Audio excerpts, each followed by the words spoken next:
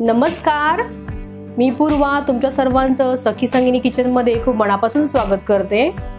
चला तर मग आजच्या व्हिडिओला सुरुवात करूया। आज मी तुमच्याबरोबर उन्हाळ्यामध्ये करावी अशी झटपट व पौष्टिक न्याहारीची रेसिपी शेअर करणार आहे। त्यासाठी मी स्टीलच्या कढईमध्ये जवळपास 450 ml पाणी घेतलं आहे। आता यामध्ये मी 2 टेबलस्पून बाजरीचं व 2 टेबलस्पून नाचणीचं पीठ घालते।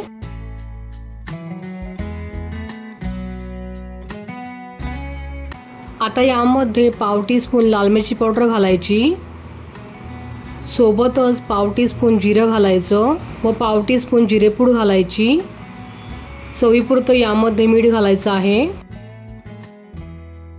त्याचबरोबर यामध्ये 1 मोठा चमचा तीळ घालायचे आणि सर्व चांगलं रवीने मिक्स करून घ्यायचं आहे।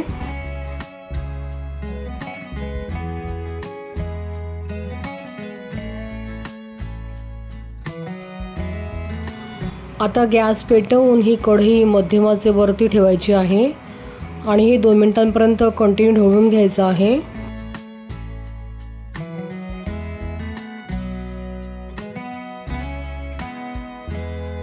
आता या ठिकाणी थोडासा पालक स्वच्छ धुवून बारीक चिरून घ्यायचा आहे।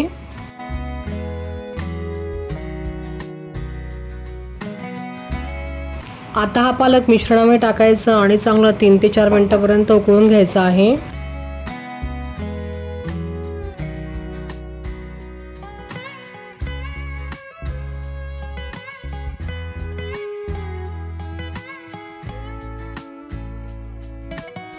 आता शेवटी यामध्ये बारीक चिरलेली कोथिंबीर घालायची आणि सर्व एकत्र चांगलं मिक्स करून घ्यायचं आहे।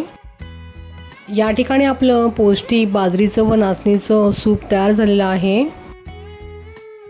तुम्ही ह्या उन्हाळ्यामध्ये न्याहारीच्या वेळी ही रेसिपी नक्की ट्राय करून बघा, ही खूपच अप्रतिम लागते। लहान मुलांपासून ते मोठ्यांपर्यंत सर्वांनाच ही रेसिपी खूप आवडते। जर तुम्हाला माझ्या रेसिपीचे व्हिडिओज आवडत असतील तर माझ्या चॅनलला सबस्क्राईब करायला विसरू नका। पुन्हा भेटूया अशाच एका व्हिडिओसोबत सखी संगिनी किचनच्या पुढल्या भागात। धन्यवाद।